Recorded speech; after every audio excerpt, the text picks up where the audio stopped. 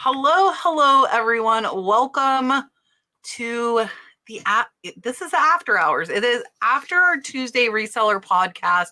We had over 20 questions that were not answered. So Sunny graciously agreed to come record with me, and we are going to answer the rest of your questions. So this is the first episode of this extra podcast. We will see what the response is. Let us know down in the comments if you want to see more of us making sure we answer your questions.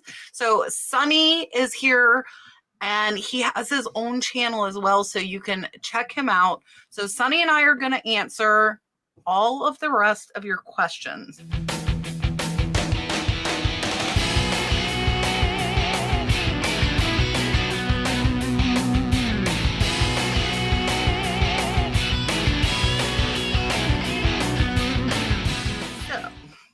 First up, somebody wants to know, I want to upgrade my homemade light box. Which one do you recommend on Amazon?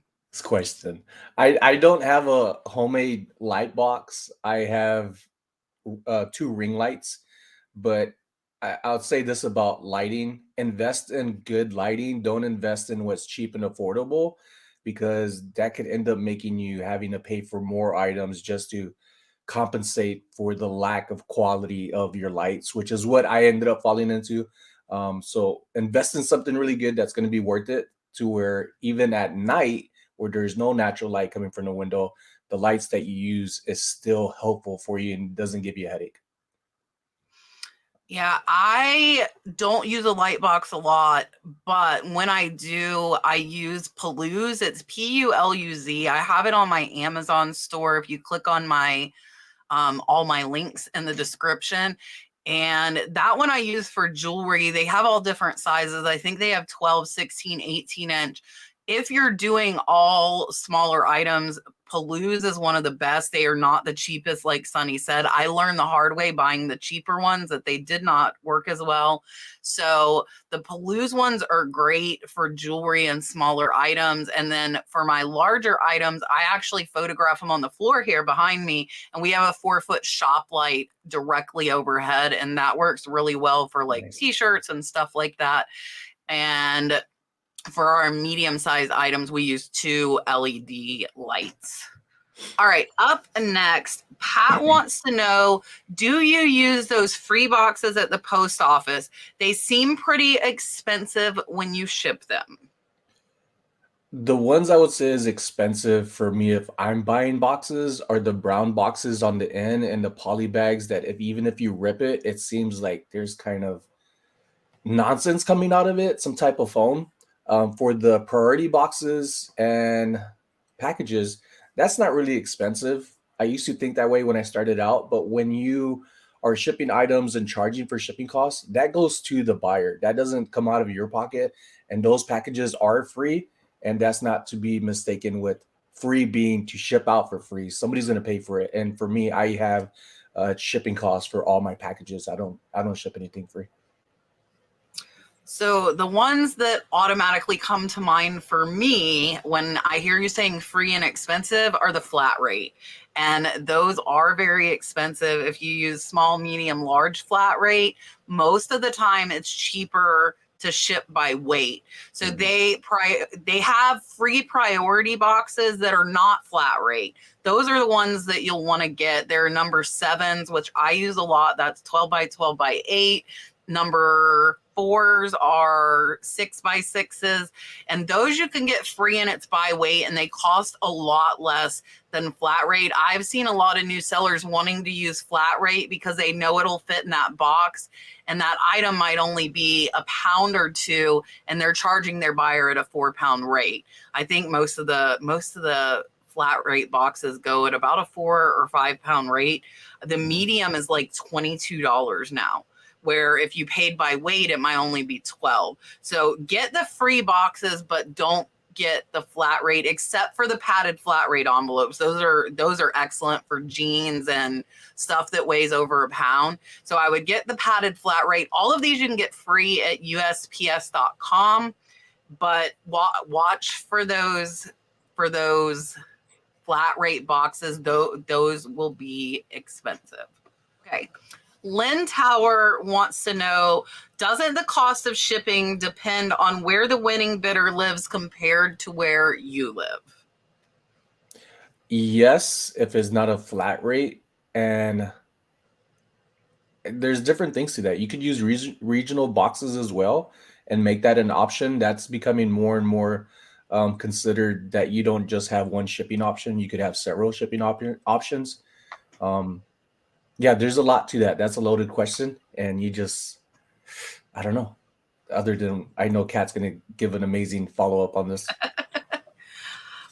It does vary depending, unless like Sunny said, you have the flat rate. But if you're doing calculated shipping, eBay actually calculates from their zip code to yours, or vice versa, from yours to theirs. And eBay is going to charge them the correct amount. So as long as you have the right box size, as well as the right weight, your buyer is going to be charged the correct amount. So the only time it wouldn't, like Sunny said, would be if it is a flat rate box or padded envelope. With the calculated shipping, there are some settings that you could adjust to where the customer can receive the eBay discount that you get. It's not just something that you could say calculated shipping, click in as you do in the general information that you put in. You have to go and find it in your settings and make a little adjustments. It's not hard. It's just, I usually Google how to adjust, say, calculated shipping, and it brings it right up. And I don't do that because the discount is what I use to cover the cost of my shipping supplies. So some people do pass that discount on the buyer because you'll get like a 20%.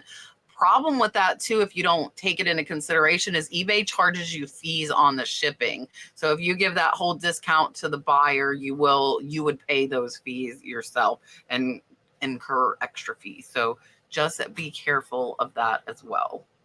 I like bringing up stuff, and I know that there's going to be people that have other information, but it's good to hear both, so that way it's not one-sided of, oh, that sounds good. It's like it could and could not be, but you should just check it out for yourself. Yeah, I think that a lot of people don't think about the fees on shipping. And just a little bit of history for you guys as far as why there are fees on shipping, because a lot of people complain about it. When I started on eBay back in '99, people got smart, and what they were doing is selling their items for a penny and charging $50 in shipping. So the people that were doing that is what caused all of us to have fees on shipping, because people were trying to get around the eBay fees by charging a penny, and then they were charging their buyer a lot for shipping. So thanks to those people who tried to get around the fees, we now all pay fees on shipping. So there is a reason behind that. And I saw a lot of that in the 90s when I first started, a lot of like 1 cent item with $50 shipping. So it was abused, and now we're all paying for it. Miss Pat wants to know, how do you get labels from eBay? As in create your labels? Or I think she's labels? asking like how she would get the discount on the labels from eBay. As far as I know, I don't think I've ever done anything to get the discount. It kind of came with, as my review started growing, coming in, and my standard, I guess, badge of how good I'm doing, the discounts started coming in that automatically. Other than that, I don't know, unless you get a store, some type of store, and it may come with some discounts and perks to it. Yeah, I think you get the discount. You just have to print them. As long as you print them from eBay, so it should be a drop down. You'll click get shipping label. You'll get some discount, but Sunny's right. As your seller standards grow, they do give an additional discount if you're a top rated seller. But I think everybody gets some discount. You just have to click get shipping label. You can select all of them and get shipping label for all of them at once. That is what I do. And we write the zip code on the packages as we pack them, and then we print all our labels at the end of packing. So as long as you're printing it from eBay, and again, we mentioned this on Tuesday night. And if you guys don't know, the original podcast is Tuesday nights at 8. We just have so many questions come in, we can't get to them. So we are trying this. So definitely come and join us Tuesday Tuesdays at 8, every Tuesday, 8 Eastern. But you can also use the scan QR code. My post office is a little post office, and I don't think mine offers it. I haven't asked them. So I would ask the post office first, but if you do that QR code, you would also get the discount on the eBay shipping labels versus paying a counter price for them. So that would save you some money. Okay, GTGJ wants to know, how important is choosing the right category? For example, a book could go into more than one category: books, antiques, and collectible, or just plain books. Does it matter which one I choose? I believe it does matter, especially for me. The keywords that have a lot of value to it is antiques and collectibles. People who are collecting things that are actual collectors, not just purchase these stuff out of a kind of like a spontaneous buy.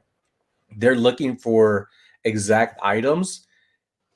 But on the flip side of that, if you see that it's not working in a category and you see another category that may work, I have fellow resellers who have mentioned that they switched it after some time and saw that it worked, but if not sure if that actually helped the sale, or somebody just happened to come along and see it in the title of what they typed in and say like eBay.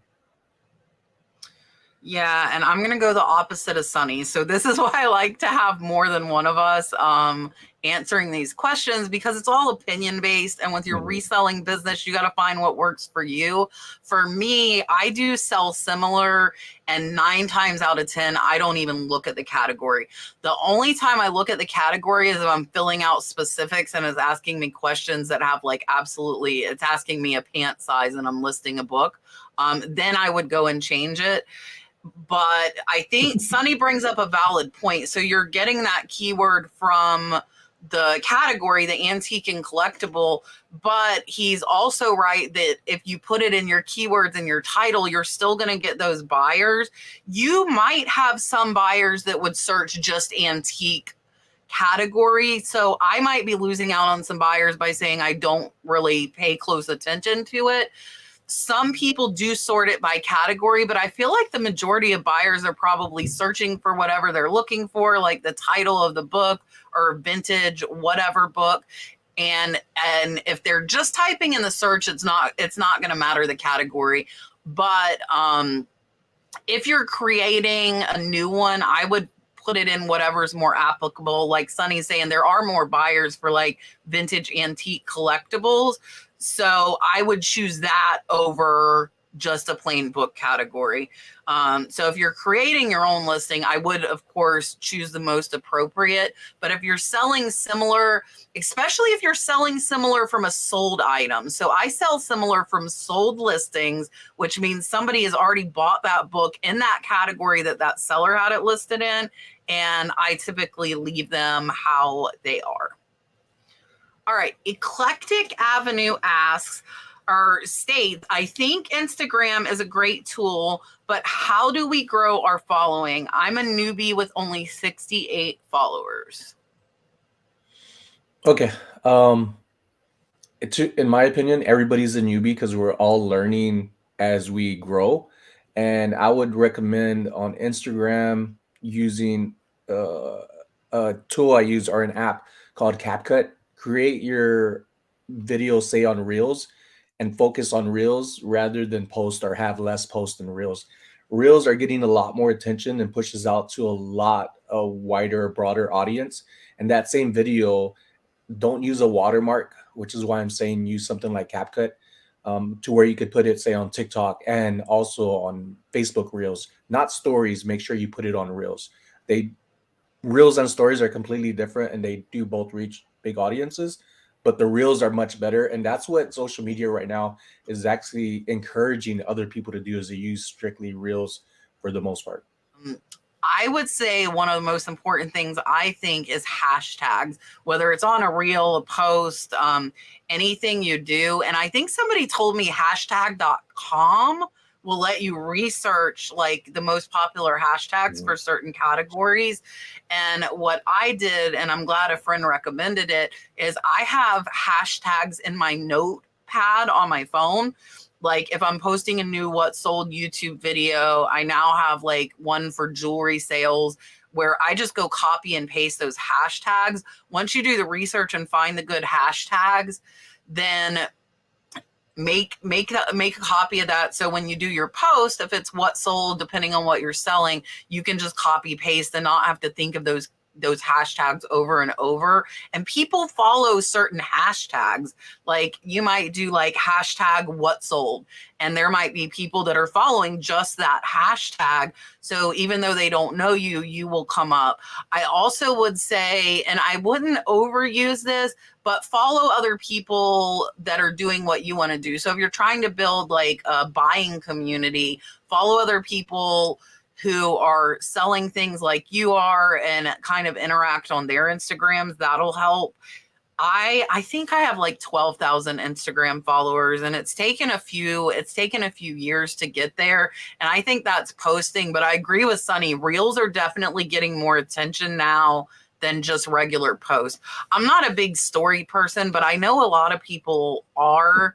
But I think the reels are, I think Sunny's right. The reels are what's getting attention. And the nice thing is you could double build. If you are building your Instagram, you can share it to a Facebook page. So you could make a business Facebook page, and then your reels share out to your Facebook page as well as your Instagram. So you kind of have a dual purpose there as well. Okay. Nancy's Journey says, I just made my first what sold short, but for some reason the music didn't line up. What editor do you recommend for someone just starting out? Doesn't cost an arm and a leg. A short, like a YouTube short? I think that's what she means. Yeah. Yeah, this goes along with the reels that from the previous question. You could use, say, like CapCut. There's Snapshot, or there's other free apps out there. CapCut is a free app as well. I would research apps and see which one you like the most. I was a little intimidated by CapCut at first, but once I took the moment just to see how to create a video and tweak it, I am now pretty good at it to where that's what I use.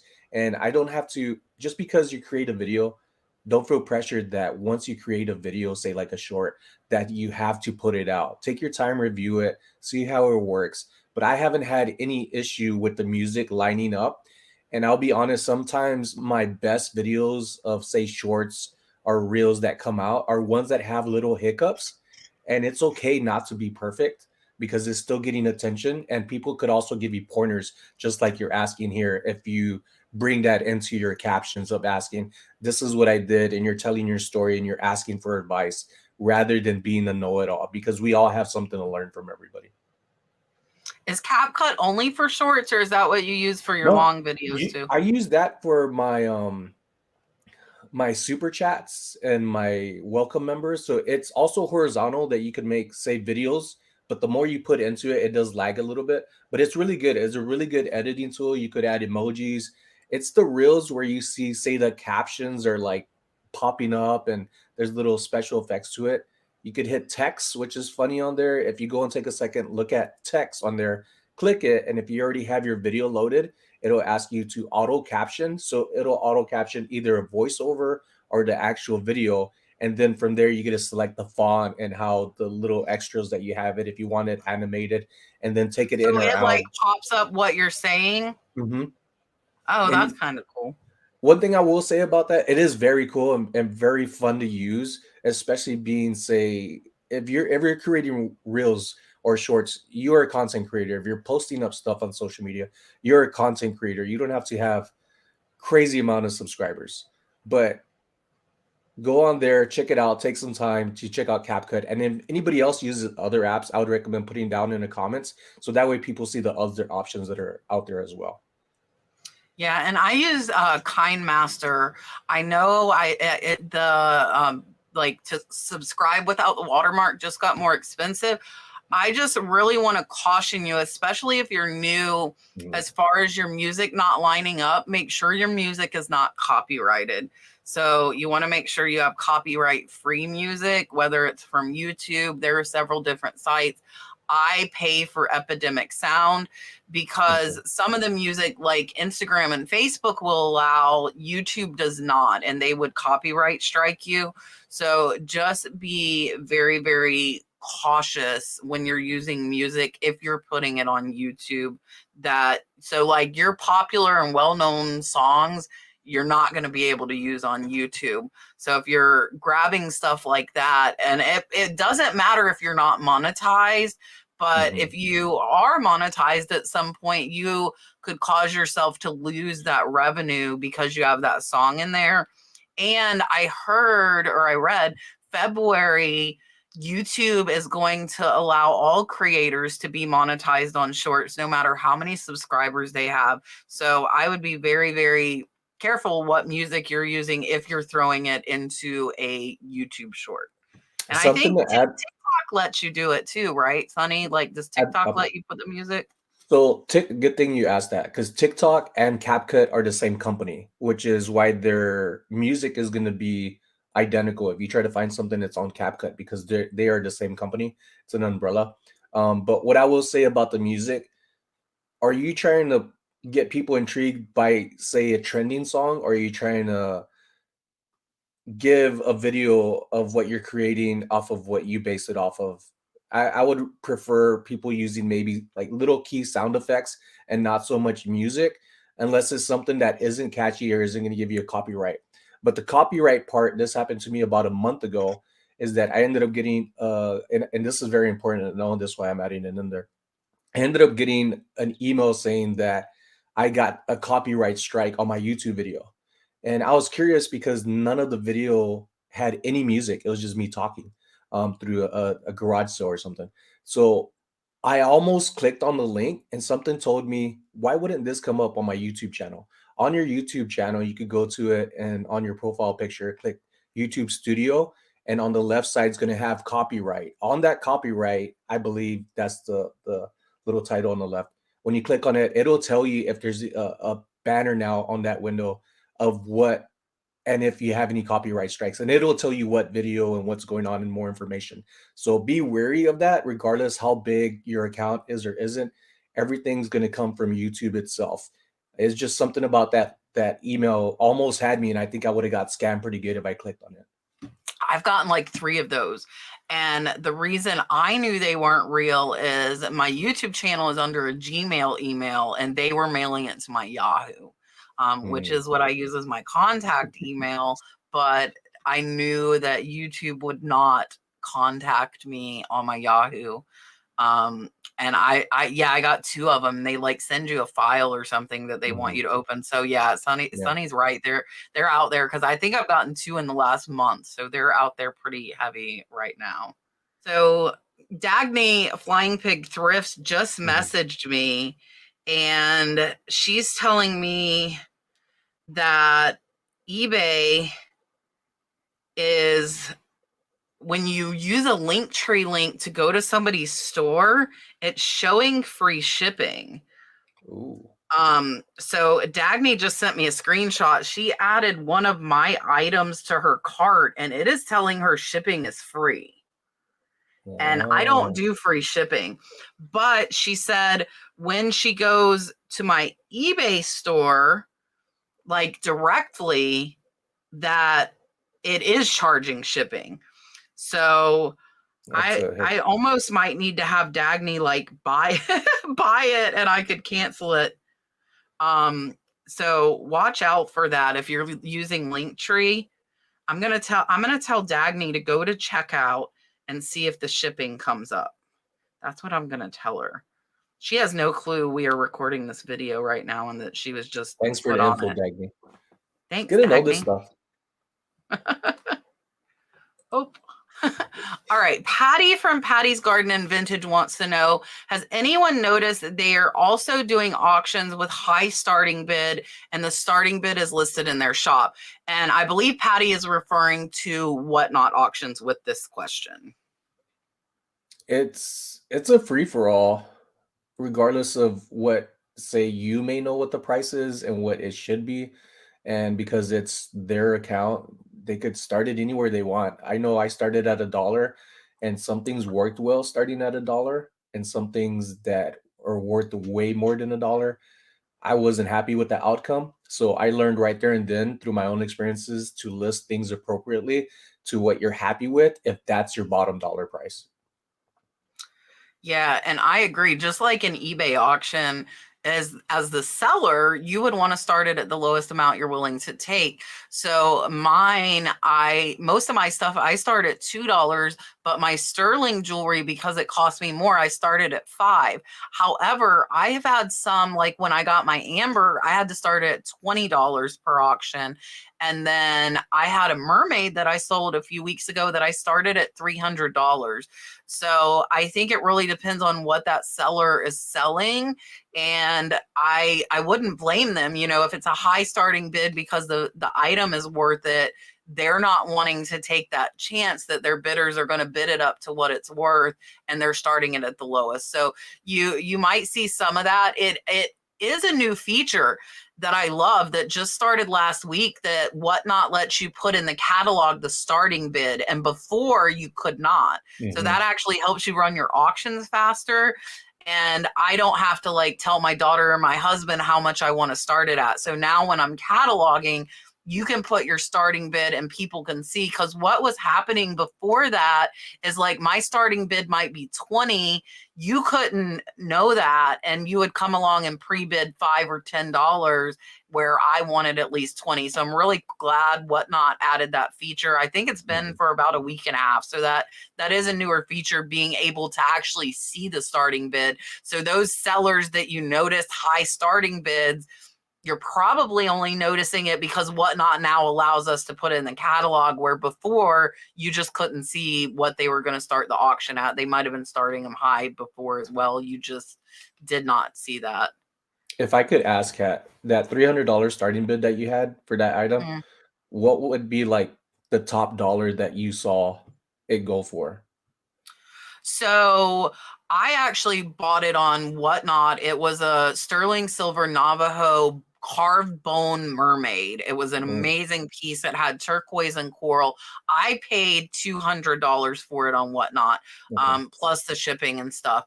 And so it was like, if I would have listed it on eBay, I would have sold it for 500 to Mm, 600. And I liked it so much, I had it hanging in the background of my auction. And so people were asking about it, and I told them the lowest I would be willing to take is 300, even though I knew I could get 5 to 600 on eBay, and they could too. You know, they might choose to resell it. mhm, And I didn't have that cataloged. It was just hanging there. And I'll do that sometimes with my Whatnot mhm. auctions, put more expensive stuff in the background. And then if people ask me, I'll tell them the minimum I can take. So I sold it for 3 where it would have went on eBay for 5 to 6. So almost 50% off is what she got on that one. In other words, that was placement products, product placement. Yeah, and I tell my friends that are selling on Whatnot to do that.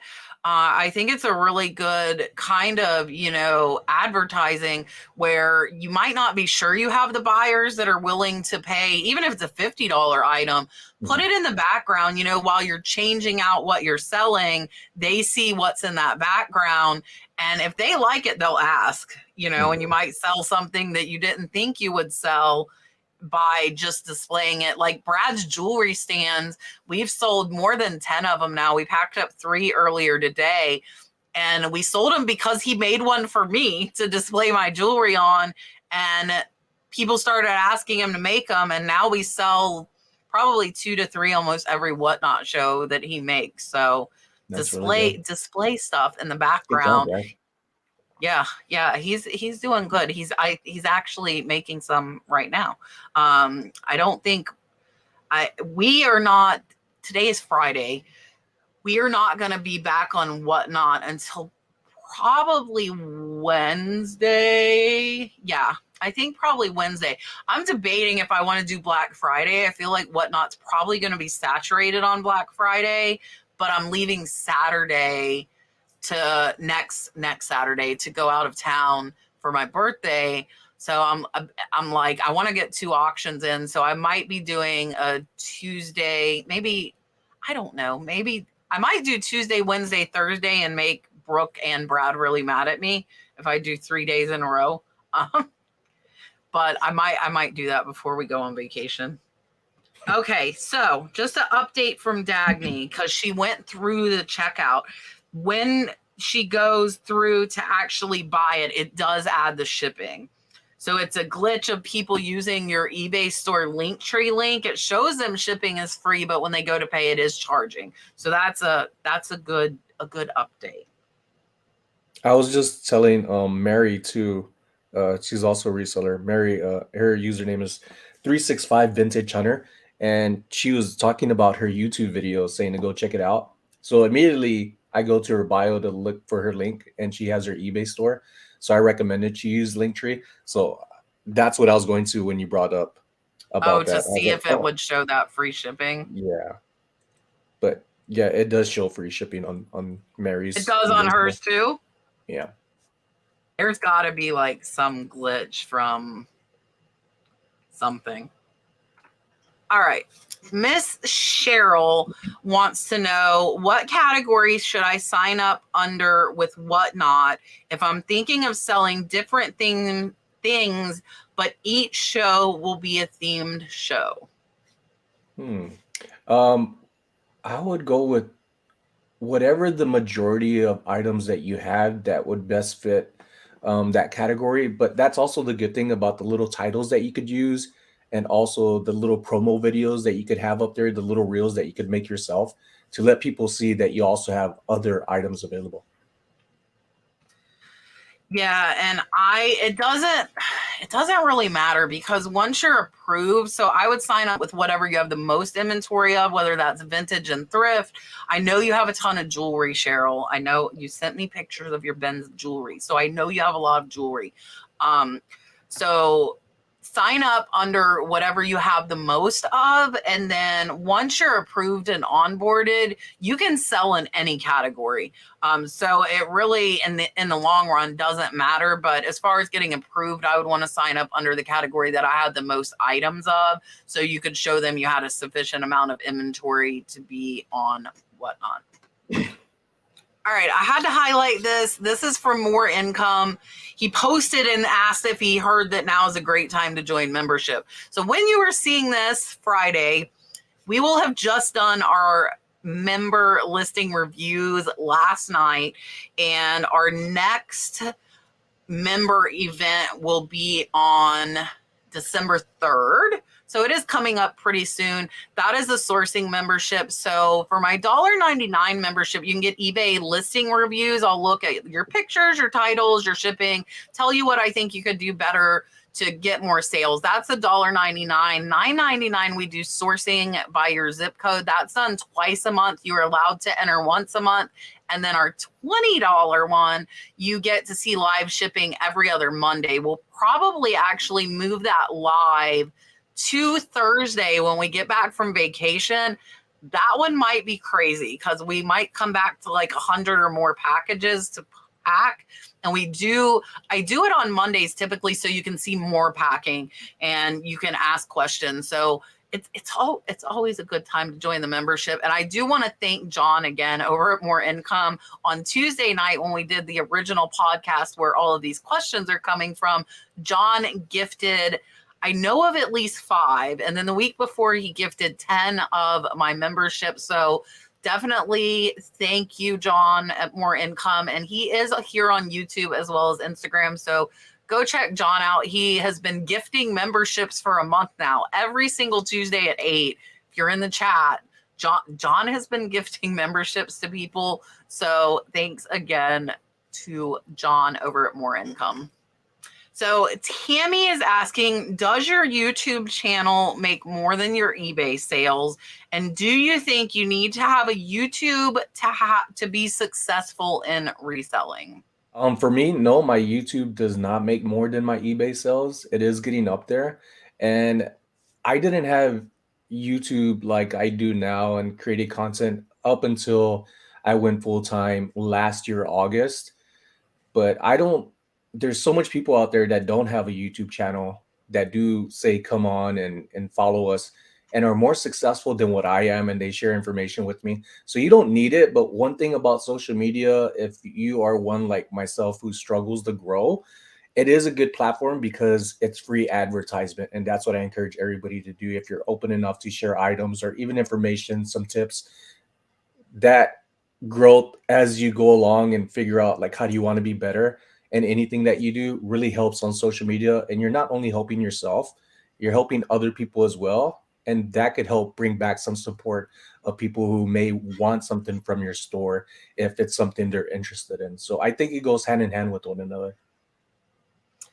Yeah. So for me, for 2 months this year, my YouTube did make more money than my eBay.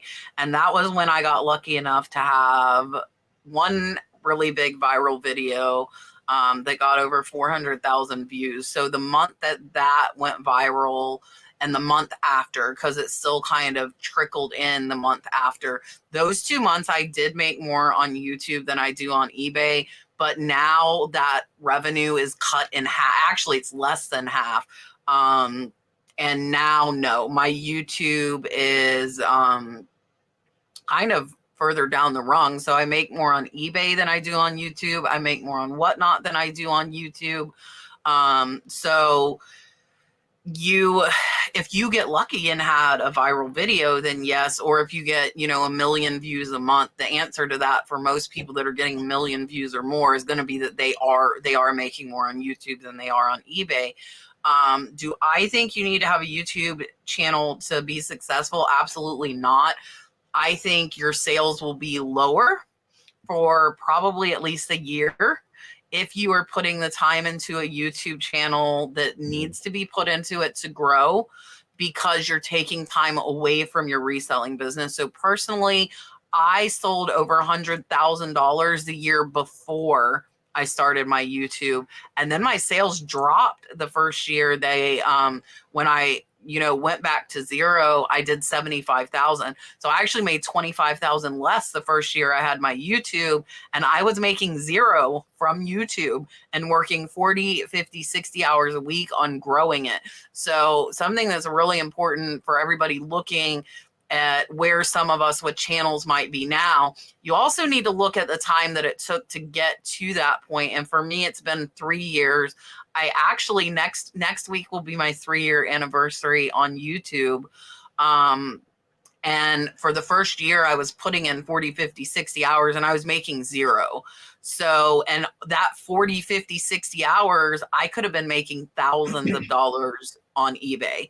So I think I agree with Sunny. Like, it's nice to help and to share it, but I feel like you need to have a passion to do it. Mhm. Otherwise, you're not going to be driven to do it. People can tell if you like sharing, if you like teaching, if you like helping. And if your reasoning behind doing it is, I'm doing this YouTube channel so I can get more eBay sales, I don't think you'll succeed. I think people will see right through it, Mhm. because you'd be really pushing like your eBay stuff. And as if you do a channel and as it grows, and I'm sure Sunny is probably starting to see, the more subscribers you get, the more sales you get. So in the long run, it is a marathon. It is not a sprint. Mhm. In the long run, yes, having the YouTube helps, but we're talking years of work of it not. Like, I am just now at like probably the 2.5 year point seeing more sales from YouTube viewers. And it's not always consistent, and it's definitely less than 5% of my sales. Some channels, it depends on you and your personality. Some channels get a ton of viewer sales. I am not one of those.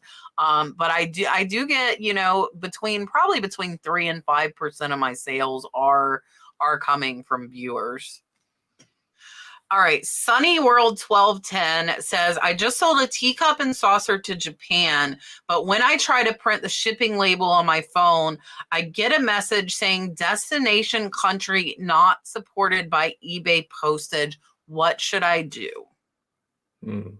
I've never done it through my phone, but I also never had any issues. I'm curious if you're using a global shipping program, or if you just had the information listed and somebody over internationally was able to order it.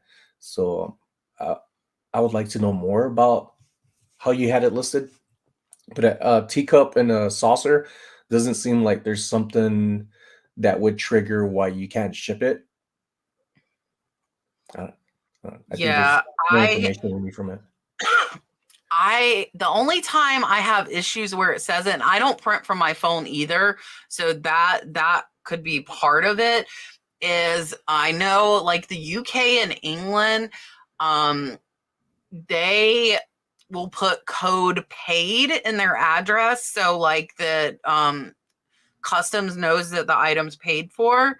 And sometimes that makes their address too long. So what we have to do is go cut and paste that onto another line, like we normally put it onto the business name line, because there are too many characters. So what I would recommend doing if you run into this, and we have had some that wouldn't print for one reason or another, I didn't get messages saying destination country not supported, is I went over to Pirate Ship because I have simple export rate. And Pirate Ship's chat is absolutely excellent at responding to you and answering and helping you figure out like if the address is typed in wrong. I had something, and it was actually a $1,300 item returned to me because they wrote in Asian instead of translating it. One line of their address, and all I had to do was translate that line, ship it, and they ended up getting it. And you would think the buyer would know. I know that now, going to Asian countries, like the symbols for the Asian language, they will not deliver them. It has to be like written. And so be careful with that. That might be another reason too, since it's going to Japan, because mine was an Asian silk piece that was going to Japan as well that got returned. So they let me ship it and pay $80 because I insured $1,300. It wasn't a heavy item, but the insurance was expensive and I had to pay it again when I reshipped it. I didn't charge my buyer because that was a dollar item into a $1,300 sale. I just paid the $80 in shipping again. But so I would check those couple of things and see if one of those hopefully would work. All right. AO has a question. I just listed a rare set of teacups at auction and I got 2 offers already. I declined thinking that was a good sign. Was that the right move? It was hard finding sold comps for the pattern. I was big on declining offers that I didn't like immediately at first, but I've opened up and taken people's advice, other resellers who say that have told me eBay wants you to communicate with buyers and it helps your page with your items. Even if you counter offer at a reasonable price or just $1 less, you're still communicating rather than cutting them off. So this is a lesson learned for myself. If it's just not working out, they only have so much offer amounts to give. Either it works out or it doesn't. So I would. It's a business, and you're trying to sell stuff, and sometimes we make it personal, and when we shouldn't. Because one week I counted, say, like 5 items that I didn't buy for very much, and the items that I declined would have gave me around $250 in profit when I probably only spent maybe $20 altogether on them. So I was kicking myself on the butt. It's just things to review and take in consideration. Are you a reseller or are you a collector? Yeah. So if you're saying you listed them on auction, and I have done it sometimes where I do auction with best offer on, when I get those offers really fast, I do not decline them. I let them sit overnight and I see how many more come in, because and actually that $1,300 item I was just talking about, I had 5 offers within 5 minutes of listing them, and they were getting higher and higher. And I'm like, oh, I got something. Kind of like it sounds like you're saying with this pattern. It sounds like it might be a very desirable pattern. But I would ask you, are they offering more than your starting price? Because some people don't understand, like at an auction, in order to get you to end that auction, they should be offering you more than your starting price. And with mine, they were. I was starting them at $99 and I was getting $500, $800 offers. And for me, that was a sign that I shouldn't take these offers. Like, this is a very, very popular item. If it's an auction. Now, if it's a buy it now, that is a completely different story. But with an auction, if I get those offers really fast, I'm going to let them sit there overnight. And with eBay, if you do auction with best offer on, soon as you get a bid, the best offer function is gone. So what happened with mine is I let them sit overnight, and by the morning I had a bid, and I was fine with that. And the highest offer I got was 800, and they ended up selling for 1100 and 1300. So I didn't regret not taking those offers, even though I only paid $1. I knew just by the amount of people that were offering that I had something very, very rare, very special, and that I should let them fight over it. There were enough of them sending me these offers that I knew they were going to bid. And if you know auctions, all you need is 2 people. So if you got those 2 offers you decline, hopefully they will come back and bid against each other, and then you'll have a bidding war, which is what we all want, right? You only need 2 people. You don't need more than 2. You need 2 that really want it to fight over it, and that brings the price up. So while I would not have declined them fast, I would have let them sit. It doesn't sound like you're going to hurt yourself, I guess, is kind of the bottom line there. All right. Patty wants to know, Kat, will you do a live whatnot sale from Renninger's? So when you are watching this, I will have already just went to the first day of Renninger's, and I will be going again tomorrow and Sunday. So if you're in Florida and you want to come see me and George the Antique Nomad, George's booth is 4079. We will be there tomorrow, Saturday, as well as Sunday. George's booth, again, 4079. The answer to this question is absolutely not, because I'm very OCD and I can't imagine doing a live sale while I'm looking at items, trying to purchase them, and then keeping track of who won what. I think that would be so chaotic. It would make me want to pull my hair out. So, I will not do that. I know I've seen some of the people that do live whatnot sales from the thrift store. It's kind of cool because you're not like paying for the item until you know somebody bought it. But it's pretty busy at Renninger's, and it's so big. There are hundreds and hundreds of vendors that if I was going slow and stopping, I also would be not able to see more booths.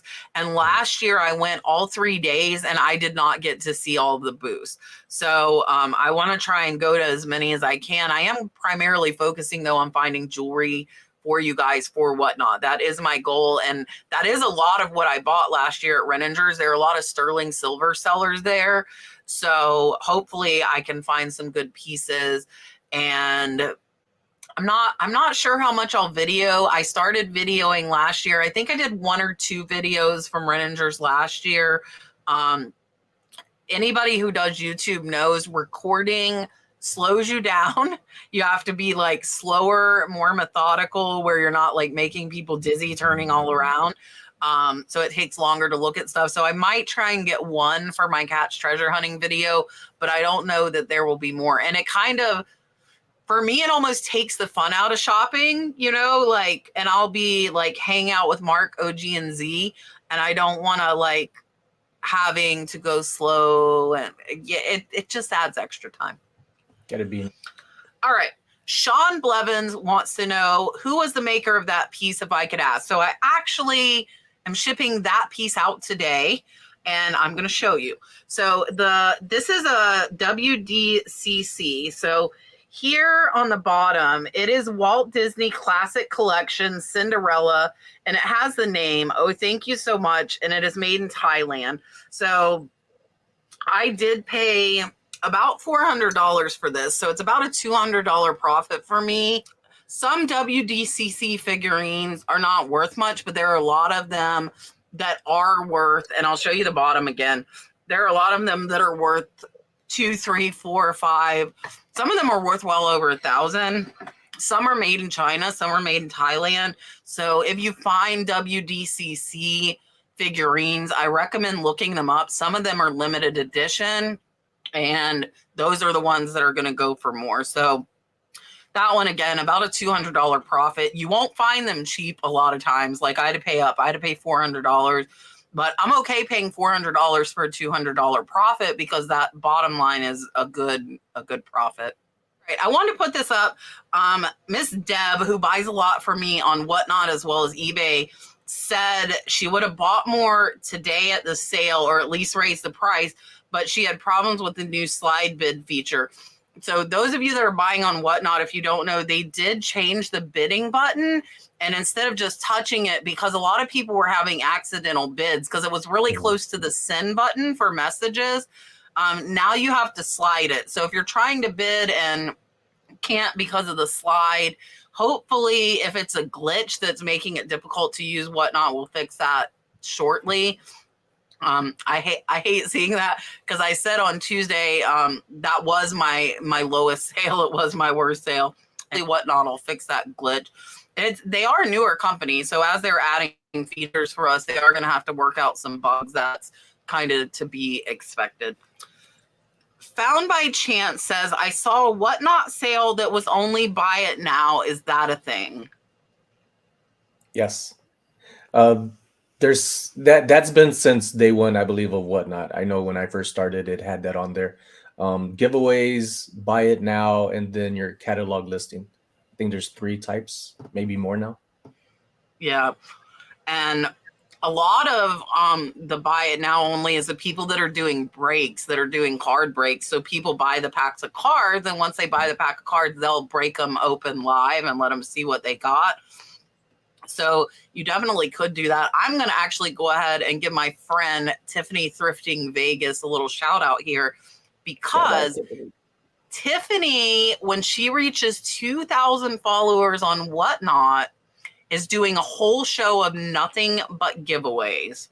So if you're not following Tiffany Thrifting Vegas, the last time I looked, she was at 1.4K. She needed 600 more followers, and she will do a whole show with nothing but giveaways. So go follow Tiffany. So yeah, Chance, we could do a whole show of auction. We could do a whole show of buy it now. We could do a whole show of giveaways like Tiffany's going to do. It just depends on what the seller wants to do. Mile High Mom wants to know, if you're running a sale and send a best offer to watchers, which one is prioritized? I know I send out offers and have the best offer available. I'm going to go with what the prices of somebody's offering. If it's worth it, then cool. But sometimes even with those 2 things, some people just buy it straight out at the original cost, even without, say, better offer. So, and you'll have to comment and let us know. What I'm reading is, like, if you're running a sale and you send them a watcher or a offer, they're combined. So you're going to see the sales price to offer them. So I get asked a lot, do you send offers while running a sale? And the answer is yes. So I send an additional discount off of the sale price. So it's not going to be like an either or. It is a combination, unless you're sending a bottom dollar amount. So if you have a $20 item on sale for $15, it's not going to allow you to send a $15 offer, because at that point, that is your asking price. You would have to send them a $13 or $14 offer. So neither's prioritized. They're kind of combined. So you need to take that into account. And people are going to see your sale. And again, that is now your asking price. And eBay's not going to let you send an offer higher than your sales price. So you're going to have to give them an additional discount on top of the sales price. All right. Robin Barnett is asking, on Whatnot, when applying to sell, why do they ask for our credit card information? They want to see that you're an actual, I guess, real person, and they want the payment. And I think it asks you a kind of confirmation, right? A little window saying if you're some type of buyer, some type of check mark, like a bot type sensor thing. It's been too long since I started on Whatnot to remember exactly what that is. Yeah, and I think you can't just apply to be a seller. Like, when you're signing up for Whatnot, you're signing up for Whatnot as a buyer as well. So I think they want, just like as a user, your credit card information in case you were to go buy. I don't think they're like, you can't only apply as a seller. Like you're signing up for the Whatnot app, period, which would require you to give payment information in case you do go bid, because Whatnot takes it automatically. That's what I would think. That it's not when you're applying to sell, it's just when you're signing up for Whatnot, period. They want some type of payment information from you. This question is for me from Lisa, and she said it's not too late because this is the first time we're doing the podcast with the extra questions, so you picked a good time to put a late question. Do you think your sales would have been greater if you were still listing? I would like to think they would, but I really don't know. I would say yeah. I really think that they would be if I was listing. I will be getting back to listing this week and next week, but then I'm gone 5 days to the mountains. So eBay, I'm lucky I have 6,000 listings. I'm still getting sales. My daughter did put 40 drafts in for me, so those will be going active. Some Harley shirts and some scrubs I picked up at yard sales last weekend. And Harley sells really fast, so I am expecting a lot of those to sell pretty fast. As long as you price competitively and you list a ton, some of it should sell right away, theoretically, as long as you're picking up good items. So yeah, I think it would have. She's referring to me saying I haven't listed in 7 days, and I had $1,200 in sales yesterday, and I'm at over $4,000 for the week. So eBay is holding strong without me listing, which has caught me off guard, because I thought I really needed to be active. I don't take that and don't go not list, because I'm saying that. I think I'm just getting lucky with my sales, but I am sending out 50 to 100 offers every day as well. So that's probably helping too. Plus, what that tells me is that you have items people are looking for. It's not just listing items that have no value. Yeah. And I mean, some of them, a lot of what I've been selling is Christmas stuff. I've been selling a lot of Christmas ornaments, and now we're getting closer to Christmas, so people are just now starting to look for those items. So that's probably helped me as well. All right, this is the last question, and then we are going to wrap this up. Kathy Sanders is asking about free USPS sized boxes. How do I get free boxes? I am new. I listed 5 items yesterday and 6 today. Congrats on getting started. That's great start. 5 and 6. Yeah, that is awesome. I don't go through UPS. I go through USPS, but I think she meant USPS. I think that's what she meant. I had a company, and with social media, financial company here in Nevada financial company, I believe, here in Las Vegas, actually reached out to me. Carol on Instagram said, "Hey, I got boxes if you're interested." You could ask on social media rather than saying go somewhere. And this is the perfect time of the year because people are ordering stuff. They're having boxes. You're probably seeing them on the side of the road on trash days. So on Facebook for your local area, I would start there and ask for boxes. If anybody has any, you'll pick them up, do your part because it's free. One thing that is like a buzzkill or a pet peeve is when somebody say wanting boxes, but then they're telling the person who's giving them to you is you say, come bring it to me or meet me halfway. If you want them, go get them. But with that, I get them through the post office. I get the free boxes. Back to a question earlier, one of my favorite boxes is the O shoe box because I'm able to resize it and a lot of things fit in there. And it's very lightweight too. That's one thing I love about the USPS boxes. They're very, they're lightweight, but they secure items very well. Yeah, so to get the free USPS boxes, you can go to USPS.com. They'll ship them to you for free. So we did talk about it earlier, and again, be careful with the flat rate boxes because you're probably going to end up paying more. So our favorites that we use, and we like the shoe box as well. I do keep the shoe boxes always on hand. Number 4s and number 7s, which is 6x6x6 and 12x12x8. Those work very, very well. And then we do the shoe boxes. Those are pretty much our main ones in addition to the padded flat rate envelope. Go on USPS.com, order them. They will ship them to your house. We are in Q4 right now. It is very busy, so it might take longer than normal. Some big post offices, depending on where you live, keep them in stock. My small post office does not. So I couldn't go grab some extra ones from them because they don't keep them. They might keep, like a few of each, but they wouldn't let me take like everything they had. They would be very unhappy with me. But Sunny had a good point. Also, keep all your boxes that you get. I get so many Amazon boxes, and now that I'm sourcing so much for Whatnot, we get like 4 to 5 packages a day. Like UPS, FedEx, and office leave packages every day for us now. And my porch is covered in them. So we actually, earlier when we packed Whatnot, I bought jewelry boxes, which I've had to buy hundreds and hundreds of. And those jewelry boxes, the box they came in is perfect size for Brad's jewelry stand. So I went and got them, unloaded all of the jewelry boxes out of them, and then we used them to ship the jewelry stands in. So keep all of your boxes. Hopefully you have the space.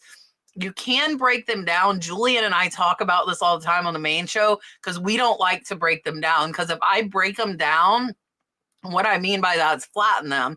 If I break them down, I will never use them. They will sit there because I can't see the size of the box and like if it would be good for the item I have. So it takes up, like I have a whole loft full actually above my head of boxes. And we climb up there if we need. It's mostly bigger boxes and a regular size. But I think sometimes too, you have to remember if you're selling light stuff and first class items, you might have to pay for those boxes if you can't find the Amazon. So like we buy our poly mailers, we buy 8x6x4 boxes for hats and small collectibles. And they're like 50 to 60 cents each, which does add up. But that's why it's important to keep those Amazon boxes. And like if you're ordering things, and I know a couple of people in chat said they told their neighbors, they told their family, tell people, and they might be nice enough to bring them to you.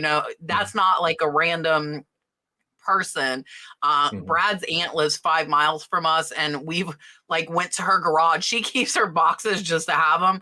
And we've been able to go and get stuff from there. But yeah, besides that, at some point, for me, I would not ask or go hunt boxes because my time is worth more than that. I would rather pay 50 cents a box because I know I can make more money listing and the time I would going searching for boxes. So at some point you have to, see if your business is growing. I know Julian has taken it a step up and he orders pallets of boxes from Uline now. I only buy in quantity of like 100, and then my poly mailers I get in quantity of 200.